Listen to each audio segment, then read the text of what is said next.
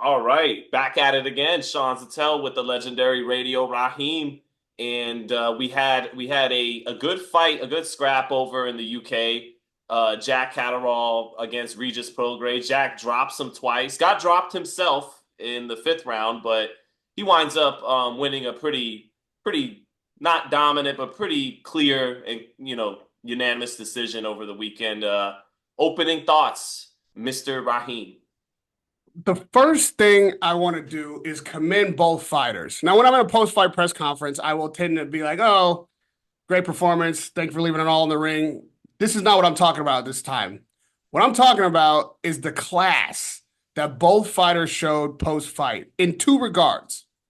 First of all, they were truthful about their own performance and respectful about the other fighter's performance, right? I don't know that he'll agree with himself later, but on the night, Prograis said Catterall was the best fighter he's been in with. But he also conceded that the right man got the win and that, he even though fought through adversity, he didn't turn that into an excuse. And I thought that for Catterall's sake, he commended Prograis by saying those scorecards were wide. It's not something you have to say. Other people might say it for you, but you can stand on the moment and be like, I whooped his ass, whatever the scorecards, shutout fight, I'm all good. He acknowledged that Prograis fought tough through not just the kind of adversity Catterall is putting on him, but the kind of breakdown that his body might be experiencing, knee, ankle. I thought it was a hell of a performance post fight. I like the conversation, is what I'm saying. I like when I can get the truth out of both fighters in a way that helps me understand exactly what they were going through in the moment and also what they were experiencing from the competition. Like that is less common than you think.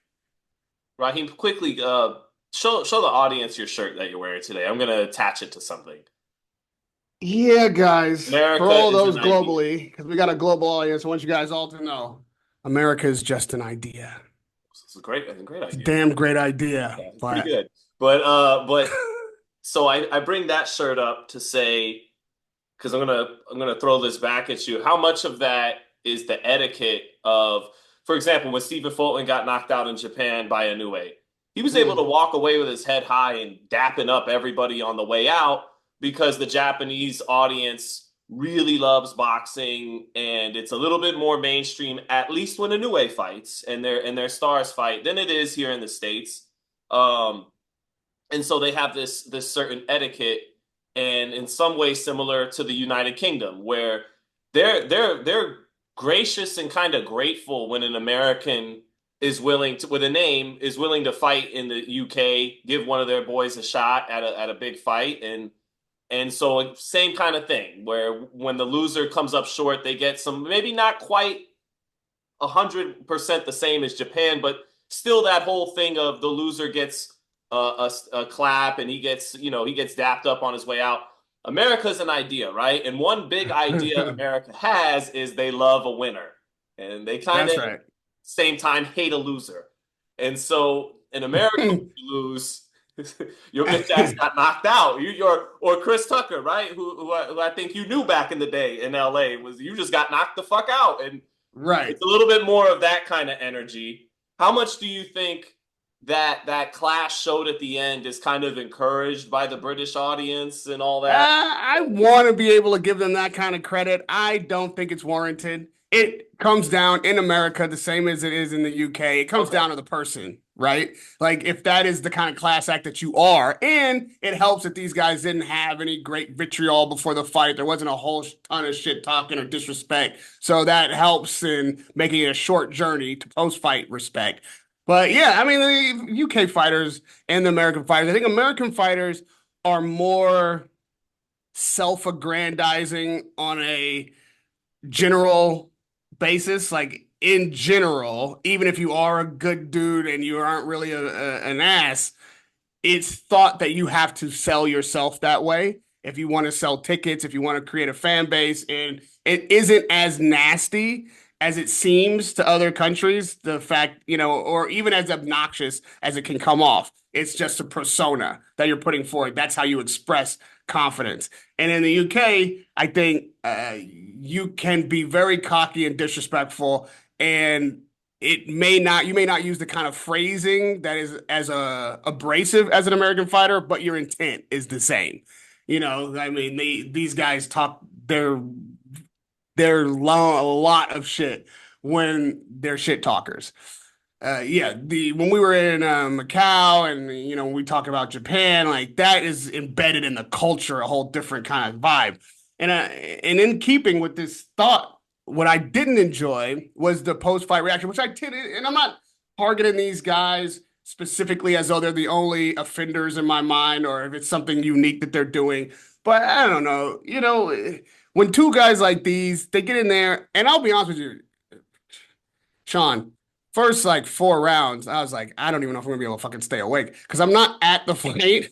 Yeah, that's why Two, when I let off with we had a good fight over the weekend, I was like, am I being a little too kind with that opening statement? We had a fight. it turned into a fight, Yeah. but it was quite the fucking southpaw chess match for Yes. the first 4.5 rounds that were a sleeper. And I was like, if this is how this whole fight's gonna go, I'm gonna like need a shot of caffeine because at home, especially, it's like, man, this is gonna be a hard watch. And that knockdown that Prograis delivered Catterall, which I expected some people might argue was a knockdown, first of all, and Yeah. I think was the beginning of the fight. Right. It made Catterall press. It was like, okay, I got to get that back. I think Prograis rightly didn't go crazy trying to step on the gas because it wasn't the kind of knockdown that you get because you've hurt a fighter. It's the kind of knockdown that you get because you had a well placed punch that was timed when the guy wasn't going to be able to keep his balance post punch. Still a knockdown. Still an effective punch that sent the guy to the canvas, and the referee was right to stop the action and give the count. But that was when the fight started.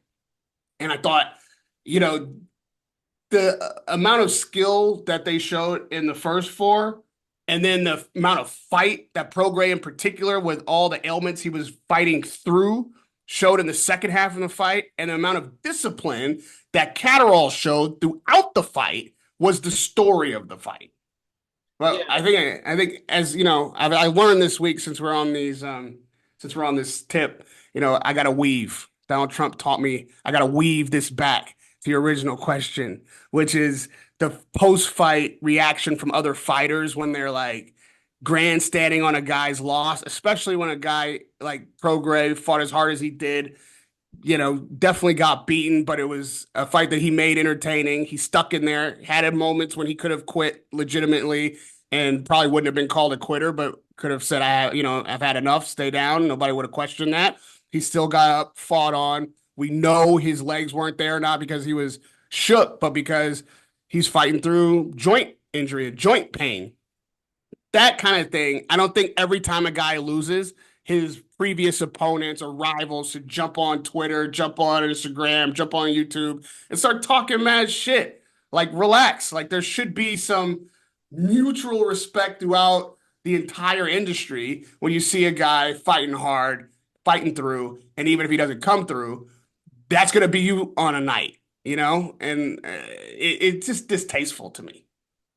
Well, well, let's get to that in a moment. About is he really the best fighter that Regis has fought, or is it Devin Haney, who may or may not be one of the guys you're referencing in talking Yeah. about, yeah, Prograis after the loss. Um, but I think part of why the fight was kind of dull in the first 4 rounds, and even a little bit after Catterall really established his advantage after those two knockdowns in the ninth, was it was just really going to script.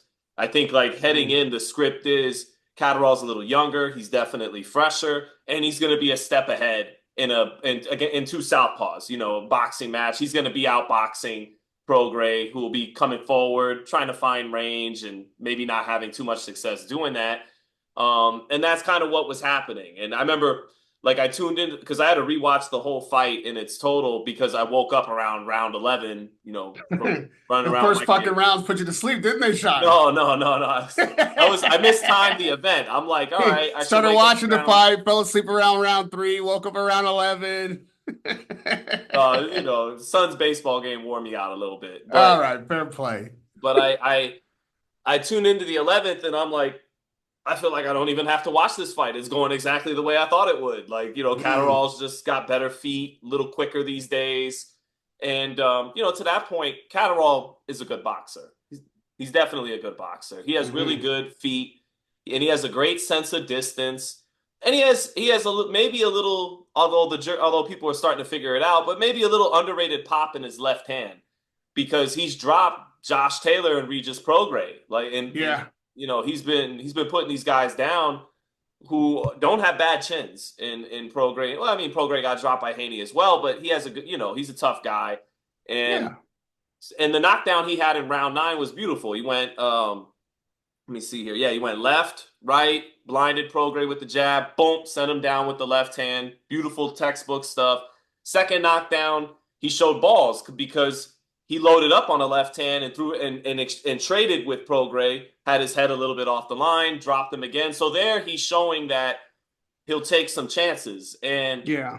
and for Do the you think most part, he's go ahead. sorry, do you think he's underrated overall? Do you think people underestimate the talent that Catterall has? I think we did, heading Mm, into that first Josh Taylor fight when he was supposed to be like a sacrificial lamb. But ever since that first Taylor fight, which most people thought he won, not really. hmm. And you could maybe I don't think so. I think he's properly rated. But you could Okay. say that maybe he's a little overrated because now people think, oh, he definitely beats Teofimo Lopez, who he definitely has a style advantage over. We saw Sandor Martin, Cambosis when he decided to use his legs. That threw Lopez off. Like Lopez struggles against boxers that are going to keep it long range, keep it on the back foot. So a lot of people think he could beat Teo. Right now, Haney's stock isn't that good coming off the Garcia fight. I think a lot of people are feeling like Jack Catterall will beat Devin Haney. I don't know if I'm willing to go there. Basically, the jury's out for me with Catterall when it comes. Not that he's not good, but could he become the guy at 140? Not convinced of that. Hmm. And good job when you beat Taylor the first time. Well, even though you didn't beat him, but a lot of people thought you did. You beat him technically when he's still in his prime because he was fresh off becoming undisputed. But beating Taylor the second time, who's fading, and Prograis, who is faded, I'm not convinced that he beats the winner of Liam Paro Richardson Hitchens. I don't think he beats Devin Haney. I think he's got a very favorable style matchup against Teofimo Lopez, and Lopez is going nuts right now with things he's saying, making Hmm. headlines for the wrong reasons. But I still like Lopez over him as a force of nature, as a talent. Well, I So, think Para Richardson winner is what is most likely in Catterall's future. right, We talk about home cooking, a phrase or a term you like to use, even though ultimately it wasn't consequential because Catterall did win that fight. Do you think those judging the fight were cooking in the home kitchen? I thought those scorecards were wide. Do you think they were as wide enough to say that there's something wrong? There's something wrong. well, he got a 117-108, right? I think that was Mm, one of the cards he got. I'd have to look at the cards again, but I know one of them was 117-108, which I think amounts to him winning 10 rounds to 2. And he gets a point taken off of his 118 card and Prograis 2 off of his.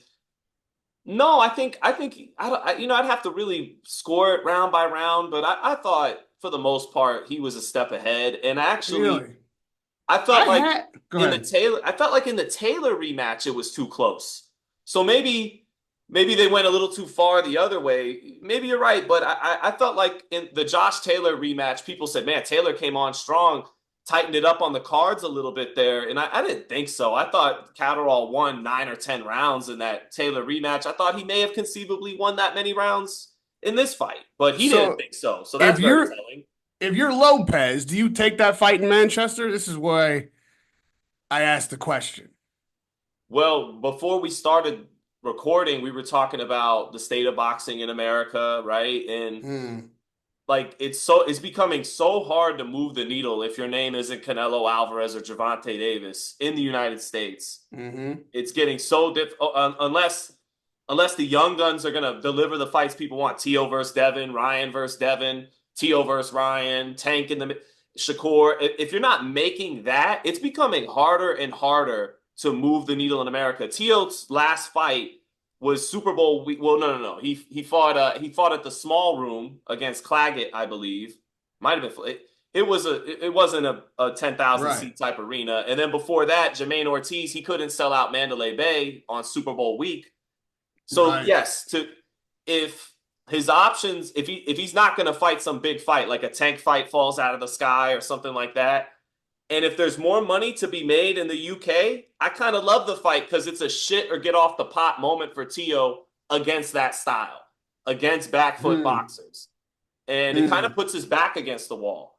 And so I like that fight. And I agree for Devin Haney and Teofimo, both Americans who I think have a great chance of beating Catterall. But you might have to go to the UK because boxing's a bigger deal in the UK. And if there's more money there, you might have. Yeah, I'm with Yeah. that. I'm with that. They're in the small room. If Catterall comes to New York to fight Right. Teofimo, 1,000%. They're in Manchester potentially with a sellout Yeah. if you go there for that fight. Even now, much less if, I know we're looking way down the line now, but if Catterall's able to beat the winner of Para Richardson and then that fight presents itself sometime like spring, early summer, something like that. I mean, that's a big fight at that point. Uh, I don't I don't think anybody other than the guys you mentioned are bankable in the States, irrespective of opponent. And that is because the collection of guys you mentioned not mixing it up with each other in a timely fashion, which thank God is now the standard for boxing. Like the fact that in these last couple of years, with we already know the Saudi infusion and the Riyadh season takeover. Look, whatever you think about Saudi, whatever you think about all of that stuff, Right. Which I don't love, but we could I, unpack that on it. That's another we can discussion unpack for that on another another day. day. What you don't Right. love Right. about it Got my certainly reasons. is not the fights that you're getting to see. And whatever people may have a problem with, because nobody is ever going to do anything that 100% of the people love 100% about everything they're doing. But I don't see anything that's happening over there that is worth stopping the fights we're making. You know what I'm saying? There's nothing that's, to me, there's nothing that's even close that is offensive enough or whatever the fuck the problem is. That's like, you know what? Let's stop getting these fights to get whatever it is I'm objecting to out of the equation. Hell no, dude. Hell no. And the proof is we have like, okay, who's involved in the Riyadh season mix and what we're seeing from that and who's not and what we aren't seeing from that. So I don't know if the solution is that there's a rival kind of collection made and these fights get made by a different promoter on American soil and that becomes a competition for Riyadh Caesar, or if the takeover is complete and everybody needs to jump on the same bandwagon and let these Saudis run it. So I just don't know. I don't know how else we get everybody fighting everybody that they should be fighting when we want the fight. Well, we do got to save this probably for another live and continue on Okay, Catterall. my bad. I was No, you're good. weaving. I was weaving. I weaved back. Might have been wide. My weave was a little wide. My bad. You're fine, man. It's just I am a proud hypocritical American, so I raise a number of flags against Riyadh season and stuff, but ultimately, I think they're a hard business model to compete because they don't have to turn a profit. Like that's not really the Yeah, goal. again, I get it. So You what, know, dude? yeah. I don't have to turn a profit watching the fights either. Right. Like, just That's like, not your right. It's not your problem. I'm turning a better profit because they're not. Because Right. we're talking about big shit almost every week. And I want this for the Shakurs. I want this for the Devin Haneys. I want this for Lopez. When Garcia comes back, I want these fights and I want new American talent to have a ground to prove themselves. And I like guys in tough earlier. Like this is like the heavyweight division is dangerous territory right now. Because if you intend to be anywhere near the top of the card, you're going to be in tough, Yeah. title fight or not. But it is a clearinghouse now. We're seeing the best of the best in short order. I want that in every division. Well, to take it back to Haney or Lopez traveling abroad to fight Catterall, and they their first instinct will probably be to scoff at that. Like, who is Jack? I'm Teofimo Lopez. I'm Devin Haney. I'm five-time champion in two weight classes, and Yeah. yeah, but You're a small room fighter in your own city. well, Like, so to that point, and so you're supposed to be and are to a degree, an American star in boxing, right? mhm. At the end of the day, he's Jack Catterall. He's good.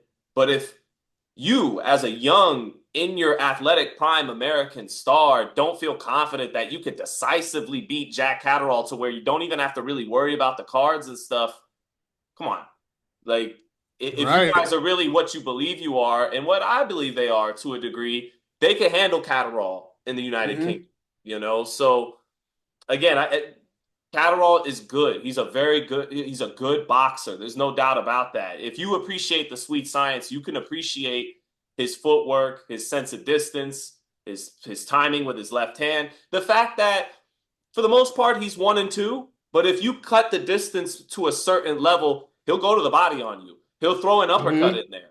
And he knows the distance to let go. The reason why you don't see those shots from him a lot is because he's so kind of dominant on the outside, on the back foot, with the threat of that left hand walking into it, that he tames you and he outboxes you. And then when you get past a certain point, that's when you see him dig a little deeper in the arsenal.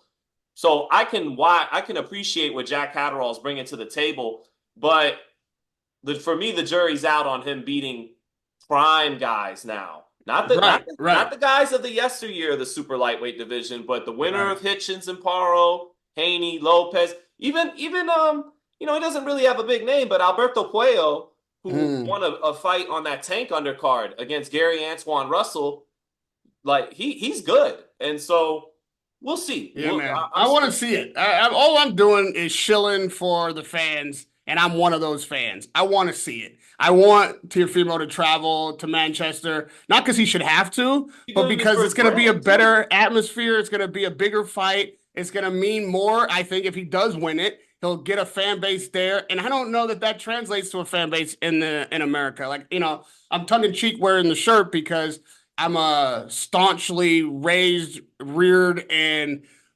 flag waving American when it comes to this boxing game and how I started my career and how much of the time I've spent on this soil creating this legacy. But the truth is that I live in London now because that's where the game's at.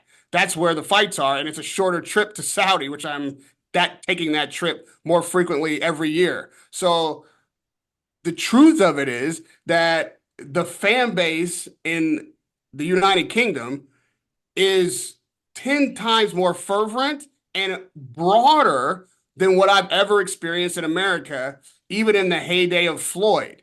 Because you had a lot of Floyd fans, people who would throw event parties, but people who are not keeping up with the sport in between Floyd fights, or much less even really knowing who the hell he's fighting when the party comes up for the event.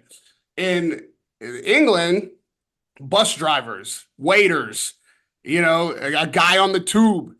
They're stopping me. They know You thinking boxing. Tyson Like, Fury, Anthony Joshua, yeah? What are you yeah, thinking? Yeah, yeah, it's common knowledge there. yeah, Like football is common knowledge in the States. right. So you can't beat it, man. And I encourage while the getting is good for everybody, like to make the world a much smaller place. And if American fans want more big fights here and want our domestic fighters to be like running the day, you got to support them. You got to go out to those fights, and they got to make the kind of fights that make people want to come out. I don't want to take up too much time because I know we're running, but before we do jump off, being that Regis Prograis, I consider a friend of mine. I covered him back in New Orleans before he was really a hot name in the sport at all. I know his journey, which we won't go into, but it has been long and hard, and I respect that guy as a man. And after the fight, Like when everybody's emotional about a loss like that, you're considering, well, I don't know what I'm going to do, or my body's breaking down, maybe I retire. And then he utters something about bare knuckle boxing. Listen, man, and I'll say this to him directly when I get a chance, off media, but don't do that. No fucking boxer should start bare knuckle brawling. If you're a bare knuckle brawler from the gate and this is what excites you and this is what you trained in and you're of that culture, by all means. I'm not saying there's anything wrong with bare knuckle brawling, but I covered one bare knuckle fight, man, and it is not a retirement path for career boxers. It's just not. It's mad brutal. The payoff is not significant enough. And at the end of the fight, I can't tell who won by looking at them. Everybody's cut, everybody's hands are busted up. It is so brutal, and it is a terrible way to finish a traditional boxing career just because of the damage you're taking. You think you're hurting after this fight, after a bare knuckle brawl, man? You're gonna be hurting for the rest of your life. That also is a lot of credit I give to these guys who do that on a regular basis because that's what they do. Bare knuckle brawling is vicious and brutal, and I just don't want to see any career fighters seeing that as a retirement path. It absolutely is not. Well, I'll close on this. I do think Haney and Lopez should both strongly consider, doing that Catterall fight. And again, Davis did it years ago. He fought Liam Williams, knocked him out in 3 rounds. It was good for him. It's good for your brand. You could always win there, come back home a champ, come back home a champ and do your thing back in the States. But um, I want to close on this. Prograis said after the fight that Catterall is the best fighter he ever faced.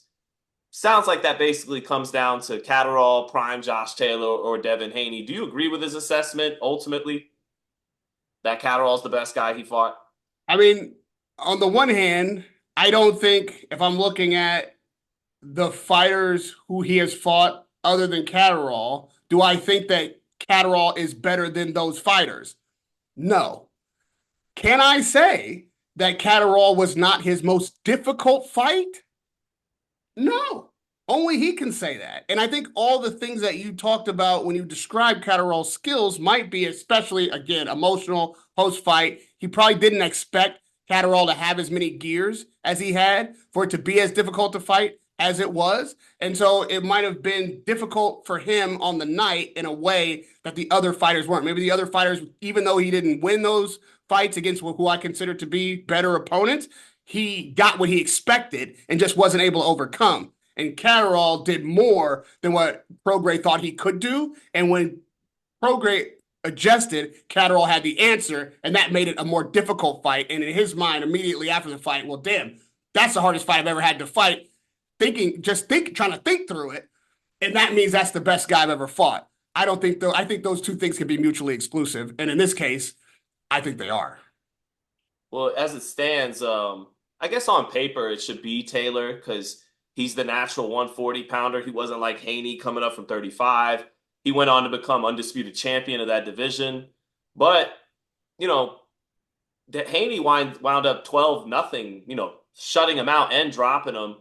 And I really still think Haney should consider. I've been saying for months since the Garcia fight, he should consider Catterall because you shouldn't fight a puncher when you're shaky about your punch resistance right now, when you took punishment in your previous fight, but you still got to be credible. You still got to show you're one of the best in your division. So fight Catterall, who has just enough power that if he does tap your chin a few times and you make it through it, that can reestablish some confidence in yourself again, that I can still take shots at a championship level. And then he's going to keep you on your P's and Q's skills wise. He's going to test you there. So I kind of feel like that's the perfect fight for him. I'm saying all this to say, I think Haney's the best guy he fought, and I want to see that fight. I want to see Haney and Catterall because I think it's the right fight for Haney coming off the Garcia fight. You make a strong case. I want to shoot one question at you, Sean. Buzzer beater. Is Devin Haney mentally the same fighter he was before the Garcia fight? Will we see that Haney when he returns? I don't know. That'll reveal itself in the ring. Only time will tell. I'll say this. A lot of people are quick to want him to get right back into the Garcia rematch, and it's a fight I can't wait to see too. There's but Miguel, they keep conflating it with Miguel Cotto getting right back in there with Margarito. He got back in there with Margarito 4 years later after Sugar Shane Mosley and Manny Pacquiao beat the ever living shit out of him. Like he picked on the bones that Mosley and Cotto left behind. It's not actually apples to apples asking Devin Haney to get right back in there, in an immediate rematch. So I It's not a don't want. rematch I want to see. I might be the only one. I'm good. I don't need to see it right now. I need to see it at some point. I mean, maybe I'll change my mind at some point, but right now I can say I don't ever need to see it again. I don't know what the real issue was with Garcia, but I didn't like the weight thing. Clearly, something was in his system, either cycling out or something, whatever it is. The guy's suspended. Fuck that. Like, I think that's your shot. Like, you don't get that fight again. I think PTSD will play a role in that fight with Haney. I don't think the Haney that we saw before returns after this Garcia incident. I'm not, maybe he's mentally stronger, but more likely he's going to be fighting through some serious doubt and need some reassurance that he was the guy he believed himself to be.